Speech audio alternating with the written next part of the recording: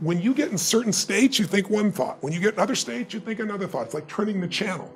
And so what I really show people in the book how to do is how to turn the channel so that you're not suffering and you're living in a beautiful state. But what does it take? Let's just quickly say it. Number one, it takes acknowledging what's your favorite flavor of suffering. Is it worry? Is it stress? Is it anger? Is it loneliness? Is it boredom? Is it overwhelm? And then noticing what are the thoughts that trigger that and realizing it doesn't matter how much money you have, those thoughts can still make a billionaire crazy and frustrated and overwhelmed. And so what I show people to do is a process of how to let go of those thoughts. And we walk through that in the book in detail. But fundamentally, it starts with making the most important decision of your life, which is, if I would ask me up until 2 years ago, I would say it's who you spend time with, who you love. Because who you spend time with is who you become. I think it's still one of the most important decisions in life. But you can pick the right person and still do things in your head and make yourself miserable. So you really have to decide. The most important decision is, do I want to be happy? Will I commit to being happy? More important than happy. Sometimes you'll be so happy you smile so much your face hurts, right? You need variety. Am I committed to living in a beautiful state even when it doesn't go my way? Even when it rains on my parade? Even when my biggest fear shows up? Because I can't control whether your husband or wife will live or die or get sick or leave you or get a divorce. I don't want any of that to happen to any human being. I hate suffering. I do anything I can to help people not suffer. But I can't control that. You can. There are people who have lost their arms, lost their sight. There have been people that have been through the most horrific experiences in life and they found a way to still be happy because they've made the decision that life is too short to suffer. I've interviewed dozens and hundreds over the years, but dozens that have impacted my soul, that made me realize I can change this. I've just gotten used to it. I've bought into the theory that this survival software that's constantly running and making you suffer, that's normal. No, that's what the mind will do. And mind has been around forever.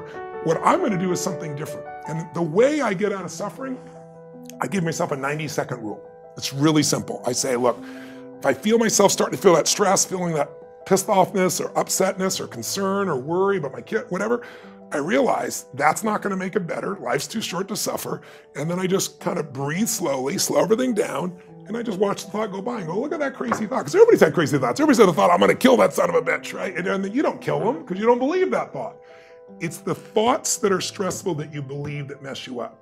When you question them, you break the pattern. And then the last thing besides the 90 seconds, and by the way, Richard, be honest, in the beginning, it should have been like 4-hour rule, maybe a 4-day rule. I was not very good. A waiting period. Yes, but what's nice is the more I've done it's like a muscle. The more I've trained myself to do it, I can authentically tell you now, it takes a lot for something to take more than 90 seconds for me now. And the level of joy surpasses all the money you could ever have in a million years. And then the money, it's easier to even make money because you're not attached. You don't have the fears. You don't have the scarcity that people have because you feel so rich already right now. I always tell people, don't wait to be rich.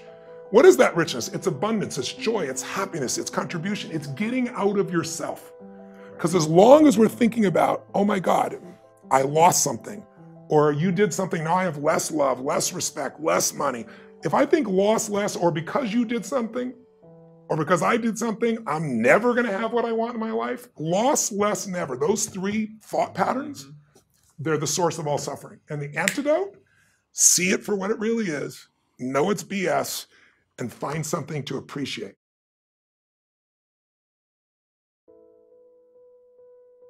You know, a lot of times people do read body language. They do read people. They know what's going on, but they don't do much about it because they've gotten used to it. I always tell people you get what you tolerate. And if you go to a meeting and everybody's on their cell phone when you're talking about something important and you just let that continue, pretty soon the meetings are a total waste of time. So what I really believe is when you read something, you gotta act on it. You gotta do something. You can't lead other people if you're the one on your phone in the middle of the meeting either, right? So you gotta lead by example. You've gotta not tolerate within yourself or other people things that don't support what you are.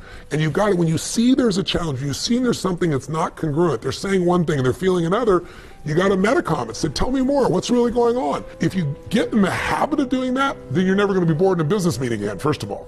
People get bored because people are just saying the same things over and over again. They're managing their business, they're managing their life, they're not innovating, they're not creating, they're not digging deep, they're not pushing each other. When you get a culture of people, and all it takes is one where a leader steps in and they will not settle for a half-assed answer, and they can be playful, they can be funny, they can be warm, they can be direct, they can be crazy about it, but they keep probing. You're going to get to what's real, and when you get to what's real, that's when you start creating breakthroughs in business and in life. There is another level.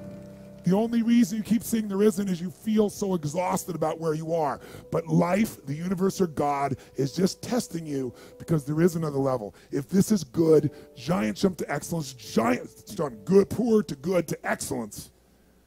There's a level where all your dreams are realized. There's a level that you've always dreamed about. It is real. It has not gone away. But it takes that extra burst when you think there's nothing left, there's no way, you've tried everything 10 million times, and you keep going. It's almost like God is saying, if you keep hitting this wall enough times, I will see that you will not stop, that you are filled with that level of determination, faith, and courage, and then the door opens, and you get to that next level. But what most people don't know is, the next level is just 2 millimeters above. And it's called outstanding, ladies and gentlemen, outstanding. What's it called? What's it called? What's it called? Outstanding, magnificent, unstoppable, extraordinary, not excellent. It's a different level.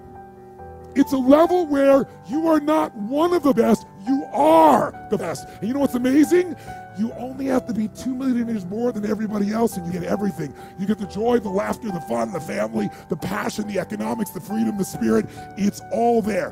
What Jerry Maguire called the Quan, baby. All of it. And it's just 2 millimeters above, and most excellent people give up because they're exhausted. And there's some people who go, the harder I hit it, the more I hit it, sooner or later it's going down. I'm not stopping. And when you do that enough, it pops open. This could be the greatest time you ever live if you control what you focus on, if you find a more empowering meaning, and if you decide to model the actions of those who succeeded before you. It can be the best financial time, the best emotional time, the best spiritual time of your life, but you better take control of your state. And if you think you're going to do it just by today, you're wrong. You're going to need to get yourself some rituals. Right now, every one of you in this room is controlled by your rituals. I don't just mean this one.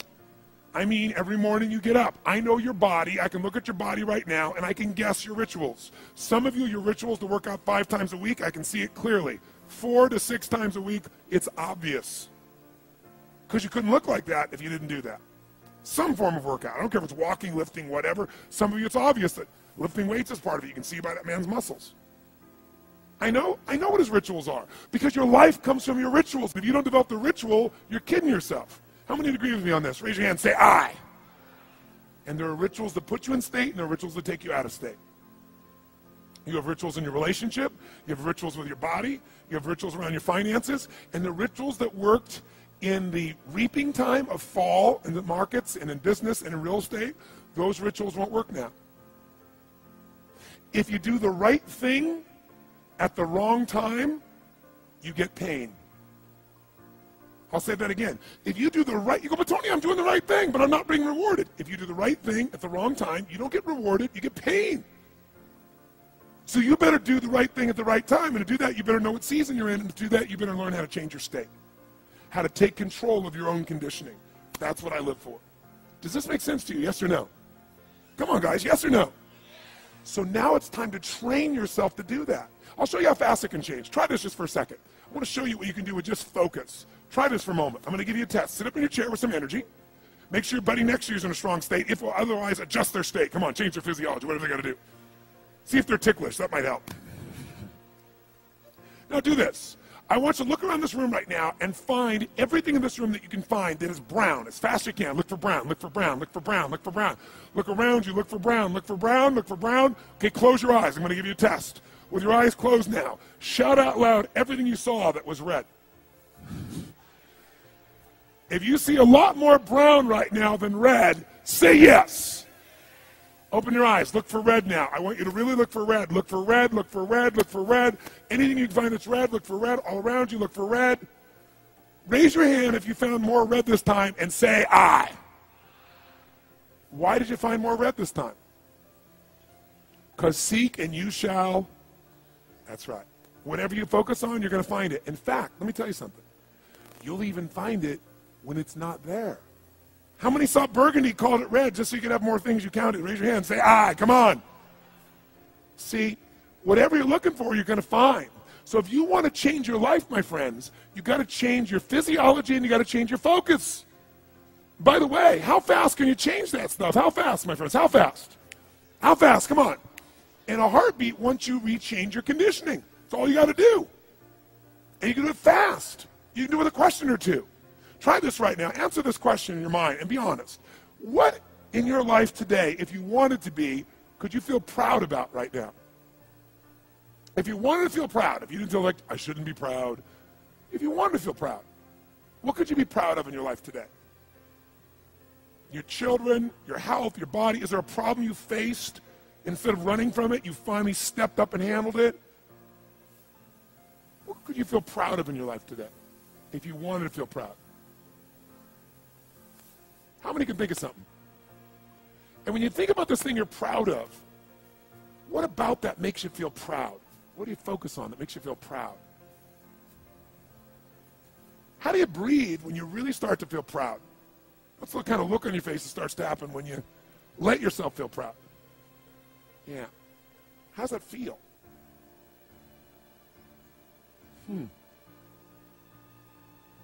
Think of another area of your life. Think of an area of your life that you're grateful for. Or if you go, I'm not grateful. If you wanted to be grateful, what's an area you could feel grateful for? What could you feel grateful for if you really wanted to feel grateful? How many can think of something you could feel grateful for? Let me see your hands. And what about that are you grateful for? What do you focus on that makes you feel grateful? How does it feel when you're really, truly feeling filled with gratitude?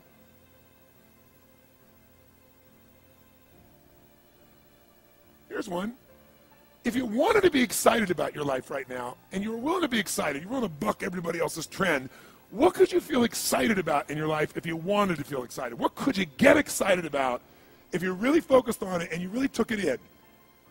And you weren't in a negative place. What could you get excited about if you wanted to be excited in your life? What could you get excited about? How many of you can think of something you feel excited about right now? Raise your hand. Let me see your hand. Say "I." When you're really excited about it, what about that excites you? Or when you're really excited, how do you feel? How do you speak? What's your life like? By the way, when you're excited, does it tend to touch other people? Yes or no? Absolutely. By the way, do people have a tendency, by the way, who feels different right now than just even a couple moments ago? Raise your hand and say "I."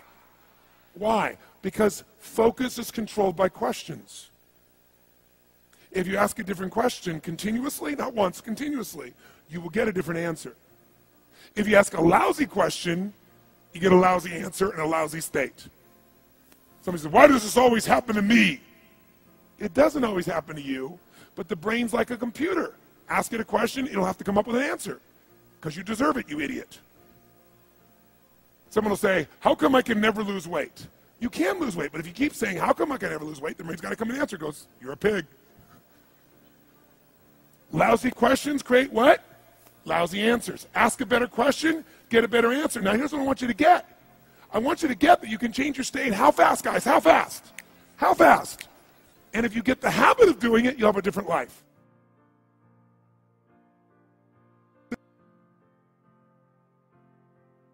So what we've got to do is make that change in those standards. That's where the shifts happen. It doesn't happen any other place. And I'll give you a very simple example. If you want to know the difference in people's lives, it all comes down to what are the things that are musts for you versus shoulds. So let me tell you this. We said to have an extraordinary life, you got to have an extraordinary psychology, right? Extraordinary psychology means you got to live in an extraordinary state. To be in an extraordinary state, you got to condition your nervous system, your body, your physiology and focus to be at their best. Do you agree with this? Yes or no? Then to do that, though, you can do that. Why doesn't everybody? Not because you can't. We all have the ability. It's because of our standards. I remember a time early in my career, I was about 24, and I went to do a seminar in Boston. And in those days, a big seminar for me was like 125 people. It was a 3-day seminar, and we worked around the clock. and people made such extraordinary changes in their life, and at the end of it, I was feeling so fulfilled. I was thinking, my God, I'm 24, maybe 25 at the time, and I am so happy because I have found my mission in life. I'm doing what I love. It's making a difference in people's lives. This is extraordinary. So we finished about midnight on the Sunday night, and around midnight, you know, I'm still wound up, so I don't feel like going to bed. So I decided, okay, you know, let me take a walk here, and I decided to go through Copley Square. If you've been through Copley Square, you know it's a pretty neat place. Because in Copley Square, you can look up and you can see buildings that were here before we were known as the United States, and beside them you see skyscrapers that are new. It's a pretty cool place. So I'm walking around midnight on Sunday night. There's nobody in Copley Square midnight on Sunday night. And I'm walking along, and I see this guy in the distance, and he's kind of stumbling back and forth between the gutter and the sidewalk. He's got a long trench coat on, his head's down like this, he's holding a brown bag, and I can start to smell him even before I get there, and I'm thinking, you know, this guy is obviously drunk. And as I started to get closer, I thought, I bet he's going to beg me for some money. And sure enough, whatever you focus on life tends to happen, doesn't it? So sure enough, he gets real close to me, and I thought all of a sudden he wasn't going to do it, and all of a sudden he popped his head up. It was really weird. He went, "Mister!" He had this really bizarre looking sounding voice. He went, "Mister, could you loan me a quarter?" And I thought, do I want to reward this behavior? And then I thought, I don't want him to suffer. Do you have this dilemma sometimes? Like, you know, I'm not here to judge. So years ago, I finally decided I always just give. Even if the person's pulling a scam, that's for them to deal with. If I have the ability, then I give. And so I thought, but could I teach him something? So I asked him a question back. I said, is that all you want is a quarter? So he goes, yeah, just 1 quarter. 1 quarter changed my whole life. 1 quarter. I said, really? He said, yeah, 1 quarter. So I reached in my pocket, and I pulled out my money clip. And in those days, I was, you know, very young, just starting to succeed. And my original mentor was a man named Jim Rohn. I don't know, how many have heard of Jim Rohn? Anybody? Yeah, he's a great guy. And Jim told me, he said, Tony, look, you've come from a poor background. You got a poor psychology. You got to change it. He said, you don't have any money, so pretend you do. He said, start training your brain, condition it. He said, go save all your money, get $300 bills, and put them on the outside of your money clip, even though you only have $5 in between that. So every time you put it out, you'll see that, you'll feel inspired, you'll feel better. He said, and you'll feel better, you'll do better. So I was like, okay. So I did. So I pulled my money clip, and sure enough, I got $300 bills in. I made sure he saw the bills. So I'm tearing through that, right? Looking in between there, see if I can find some change. But I made sure he saw it. Sure enough, he's looking at the $100 bills, checking it out. I find the quarter, I pull it out, take the money, put it in my pocket. I notice he's watching my hand going into the pocket. I took the quarter, and I looked at him, and I said, sir,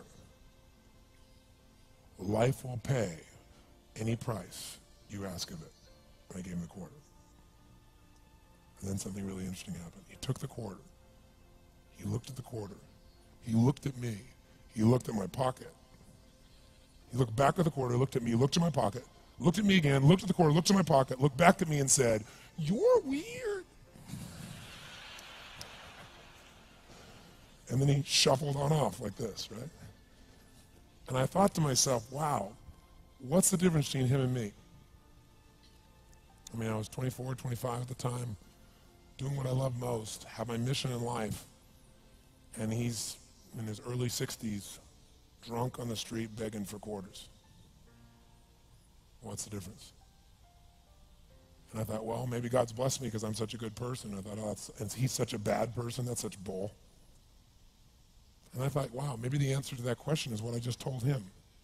Life will pay whatever price you ask of it. But you know what's interesting? You got to ask intelligently. In the Bible it says, ask and you shall what? Yeah, it's a pretty good formula. You ought to look into it. But you know what? It says, ask and you shall receive, but I'm sure it meant ask intelligently. I'm sure that's what God meant. I'm sure he didn't mean bitch and you will receive. Whine and you will receive. I don't think that was the instruction. Now, if you were going to ask intelligently, there might be 5 elements of that. Number 1, you'd have to ask specifically, wouldn't you? You wouldn't ask in a general way. People do it all the time. They go, I want more money. Fine, here's $1, get out of here. Very often you're getting what you're asking for. You're just not aware of how general you're asking. Clarity is power. The more clear you are about exactly what it is you want, the more your brain knows how to get there. Your brain is a servo mechanism. It's like a bomb.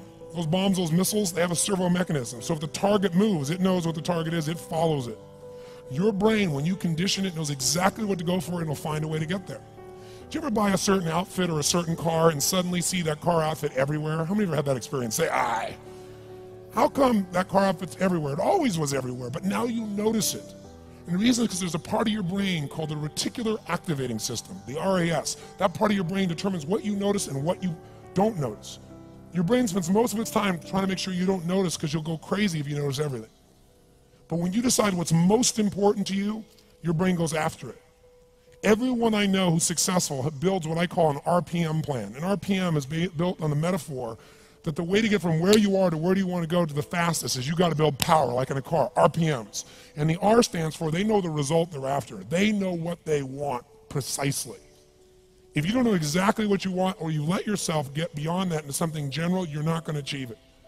Clarity is power. You got to know the specific result you're after. What do you want? If you can't answer that question right now in your personal life, in your body, in your relationships, in your finances, in your spirituality, then you're not going to be as fulfilled as you want to be. Today we're going to have you answer one of those questions at least. The second part of it, you got to know P, why you're doing it. Because you know what? You may get a big goal. Somebody says, I want to make $1 billion. I want to bring peace to the earth. Why? Because as soon as you come up with a goal, all the obstacles show up. Unless you've got enough emotional drive to break through that, you're never going to discover what it really takes. So you got to get yourself past that. And the way to get past that is have enough reasons. Reasons come first, answers come second. This man did not know what he wanted, he did not have enough reasons. To ask intelligently, you got to ask specifically. To ask intelligently, you got to know why you want it, have enough drive to make it happen, enough juice to make it happen. If you don't have enough reasons, you will not make it happen. And the M is, what is your massive action plan? What is going to get you to actually fall through? Because the first plan's not going to work and the second plan's going to work, so you better have enough plans that if the first two don't work, you still got something else. Otherwise, you're going to be having excuses why it didn't work. So asking intelligently requires that. So if we're going to be extraordinary in our results, we've got to be in an extraordinary state. We've got to know what we want and we got to go use it.